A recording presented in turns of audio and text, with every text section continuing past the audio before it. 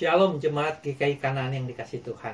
Dengan sebuah tema, keoptimisan di tengah kesulitan. Kiranya pesan gembala ini menjadi berkat bagi saudara sekalian.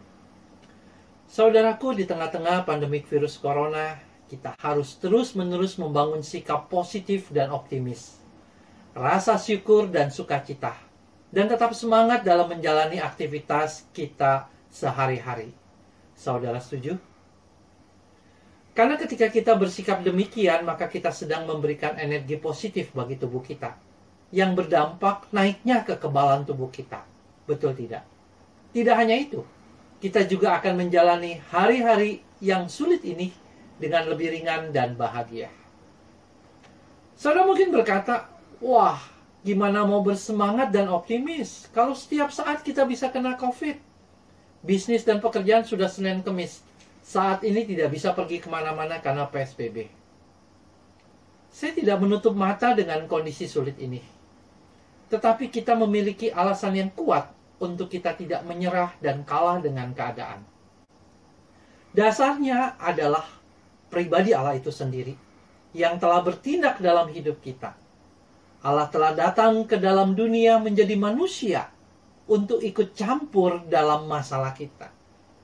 Wow! Membayangkan Allah menjadi manusia saja sudah luar biasa. Apalagi ia mau ikut campur menyelesaikan masalah kita. Saudaraku, Allah menjadi manusia untuk menyelesaikan masalah dosa. Allah menjadi manusia dengan mati di atas kayu salib agar kita bisa kembali diperdamaikan dengan Allah, yang sebelumnya bermusuhan karena dosa. Kematian Allah di atas kayu salib juga mempersiapkan masa depan kita di kekekalan. Yaitu ketika kita mati meninggalkan dunia ini, kita bisa kembali diterima pencipta kita. Di masa lalu Allah telah bertindak untuk membereskan hidup kita yang bermusuhan dan terpisah dengan dirinya. Saudaraku, setuju juga kalau saya katakan sesungguhnya yang paling menakutkan itu bukanlah bahaya dari virus COVID ini, melainkan dosa-dosa kita yang akan membuat kita terkena murka dan penghukuman kekal Allah. Kita dibuang dari hadapan Allah yang menciptakan kita untuk selama-lamanya. Itu yang paling menakutkan. Allah yang datang menjadi manusia adalah Allah yang peduli terhadap kesusahan hidup manusia di dunia ini. Karena itu Allah menjadi manusia sehingga bisa memahami dan menyelami apa yang dialami oleh manusia. Allah paham dan mengerti sekali dengan segala kesusahan kita saat ini. Allah berjanji akan menyertai dan memelihara hidup kita. Perhatikan janji-janji Allah ini. Janji Allah di Matius 11 ayat 28. Allah meminta kita untuk datang membawa segala beban berat kita, dan ia akan memberikan kelegaan kepada kita. Di Matius 6 ayat 25 dan 26. Allah berjanji untuk memelihara kita di tengah-tengah bisnis kita yang stop, pekerjaan kita yang terhenti. Kalau burung aja dipelihara, masakan kita ditelantarkannya. Saudaraku, di Ulangan 31 ayat 8, saya juga kembali melihat Allah berjanji untuk memimpin kita melewati pandemik ini. Sama seperti Allah memimpin Musa dan Yosua melewati padang gurun untuk masuk ke tanah Kanaan.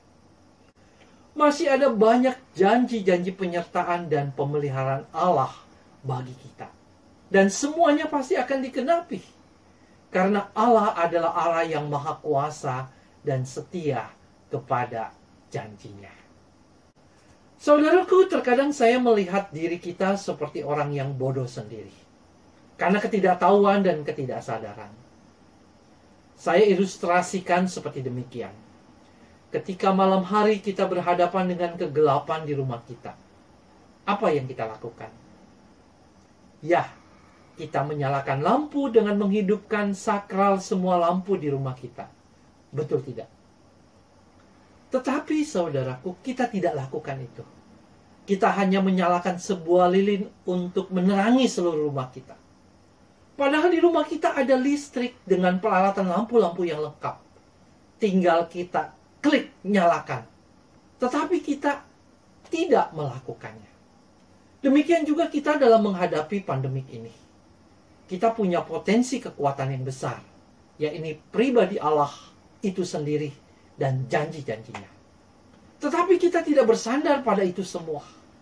Kita tidak mengaktifkan dan menggunakannya. Kita berpegang pada kekuatan diri kita sendiri, yakni satu buah lilin untuk menerangi kegelapan hidup karena virus corona. Saudaraku, bagaimanakah kita bisa terus-menerus membangun sikap hidup yang optimis dalam kita menghadapi masa-masa sulit ini? Saya berpikir kita harus percaya diri bahwa kita tidak akan kalah dan hancur berhadapan dengan pandemi ini, dengan segala dampaknya. Kita akan menang karena pribadi Allah dan janji-janjinya kepada kita lebih besar daripada pandemi ini. Saudaraku, bukankah kalau kita sedang menghadapi suatu masalah, tetapi kita sendiri sudah merasa tidak bisa, tidak sanggup, maka sudah dipastikan kita pasti kalah. Sikap kalah sebelum berperang tidak mungkin akan melahirkan sikap optimis. Kita punya dasar yang kuat untuk percaya diri, yakni pribadi Allah itu sendiri dan janji-janjinya.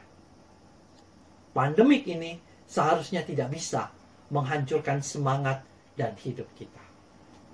Saudaraku, ketika saya merenungkan lebih jauh hal ini, saya teringat, setiap kali kita hendak mengambil keputusan, bukankah kita harus tahu apa akibat yang buruk yang bisa ditimbulkan, supaya kita siap menghadapinya jika hal yang terburuk tersebut terjadi.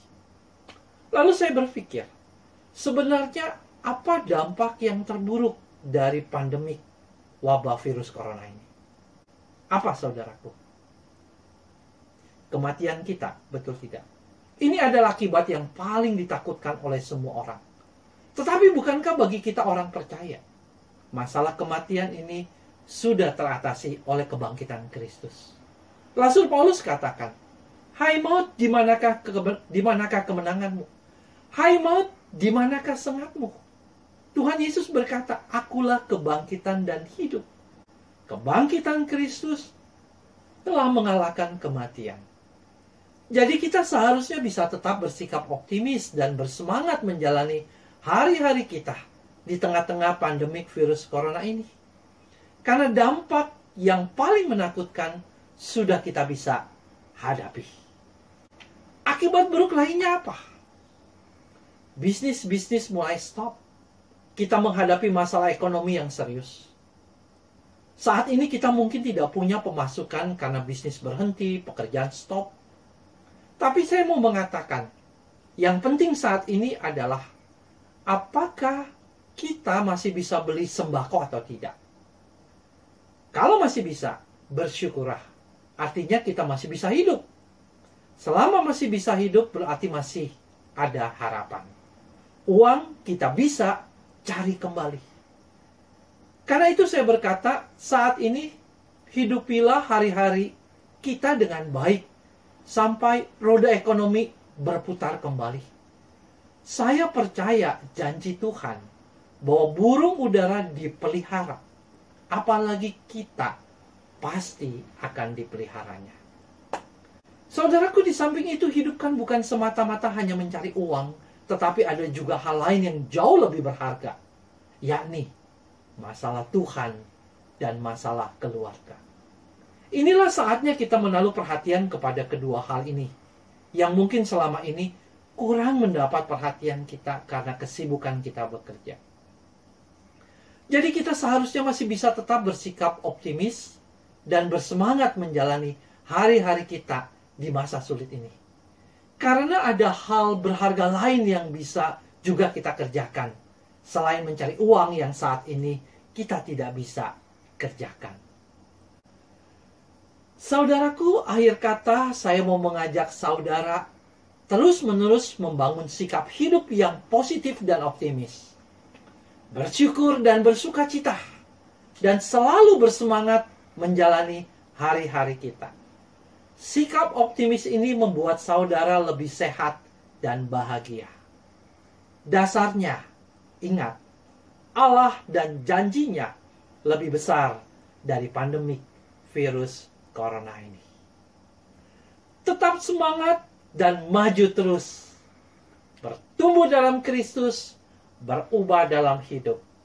Tuhan Yesus memberkati saudara. Amin.